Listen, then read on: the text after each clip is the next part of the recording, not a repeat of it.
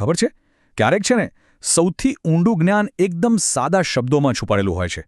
આજે આપણે એવા જ એક વિચારને સમજવાના છીએ જે જીવનના બે સૌથી મહત્વના પાસા પૈસા અને શબ્દોને કાબૂમાં રાખવાની કળા શીખવે છે. તો આ જે વિચાર છે ને એ અહીં આપેલા લખાણમાંથી લેવામાં આવ્યો છે, જે આપણને જીવનનો એક ખૂબ જ અગત્યનો પાઠ શીખવી જાય છે. ચાલો આને જરા ખોલીને જોઈએ, એને બરાબર સમજીએ કે આ શું કહેવા માંગે છે. તો આ છે એ મૂળ વાક્ય જેની આજે આપણે વાત કરવાના છીએ. જો કેટલું સીધું અને સટ છે. વાત એકદમ સાફ છે. જ્યારે આપણી પાસે કોઈ વસ્તુ ઓછી હોય ને ત્યારે કંટ્રોલ રાખવો ખૂબ જ જરૂરી બની જાય છે, પછી ભલે પૈસા હોય કે જ્ઞાન. આ ખાલી એક સારો વિચાર કે સુવિચાર નથી હો, આ તો એમ સમજો કે જીવન જીવવાની એક આખી ફિલોસોફી છે. એ આપણને સંયમ અને વિવેકનું મહત્વ શીખવે છે, જે એક સફળ અને સન્માનભર્યું જીવન જીવવા માટેનો પાયો છે. ચાલો તો એના પહેલા ભાગને પકડીએ. પૈસાની વાત એટલે કે આપણા ખર્ચ પર કંટ્રોલ રાખવાની વાત. જ્યારે આવક ઓછી હોય ત્યારે ખર્ચ પર લગામ કસવી કેમ આટલી બધી જરૂરી છે? આને જ તો કહેવાય ફાઇનાન્શિયલ ડિસિપ્લિન અથવા તો નાણાકીય શિસ્ત.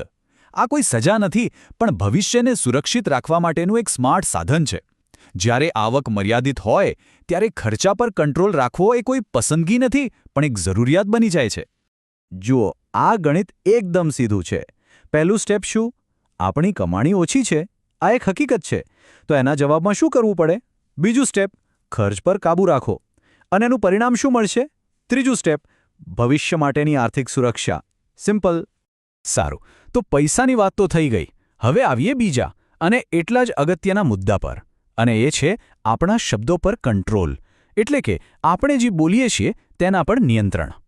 આને કહેવાય છે વાણીનો વિવેક. મતલબ જેવી રીતે પાકીટમાં ઓછા પૈસા હોય ત્યારે હાથ ટૂંકો રાખવો પડે, બસ એ જ રીતે જ્યારે મગજમાં જાણકારી ઓછી હોય ત્યારે જીભને ટૂંકી રાખવી પડે.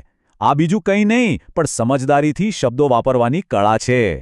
હવે જ્યારે આપણને કોઈ વાતની પૂરી ખબર ન હોય ત્યારે આપણી પાસે ખરેખર બે જ સ્માર્ટ રસ્તા બચે છે. એક, કાં તો ચૂપ જ રહો, જે ક્યારેક સૌથી સારું હોય છે, અને બીજો, જો બોલવું જ પડે તો એકદમ વિચારીને માપી તોલીને બોલો. અને માની લો કે આવું ન કર્યું તો? જો આપણે વાણીનો વિવેક ન રાખ્યો તો શું થશે? પરિણામ એકદમ સીધું છે. આપણી પ્રતિષ્ઠા, આપણી ઇજ્જત દાવ પર લાગી જાય છે. અધૂરા જ્ઞાન સાથે બોલવાથી લોકોનો આપણા પરથી ભરોસો ઉઠી શકે છે. તો ચાલો હવે આ બંને વાતોને જોડીએ. એક બાજુ પૈસા પર કંટ્રોલ, બીજી બાજુ શબ્દો પર કંટ્રોલ.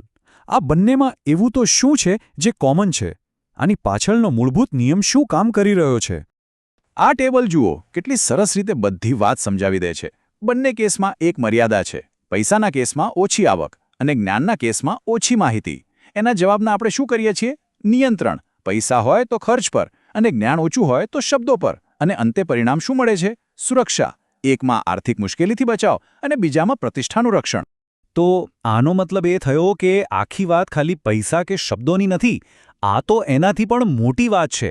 આ એક એવી ફિલોસોફી છે જે આપણને શીખવે છે કે જ્યારે આપણી પાસે કોઈ વસ્તુની કમી હોય ત્યારે જે છે એના પર કાબૂ મેળવીને આપણે વધારે શક્તિશાળી બની શકીએ છીએ.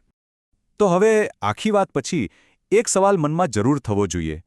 આ જે નિયમ છે કે જ્યારે કોઈ વસ્તુ ઓછી હોય ત્યારે કંટ્રોલ રાખો, એ નિયમ જીવનમાં બીજે ક્યાં લાગુ પડી શકે?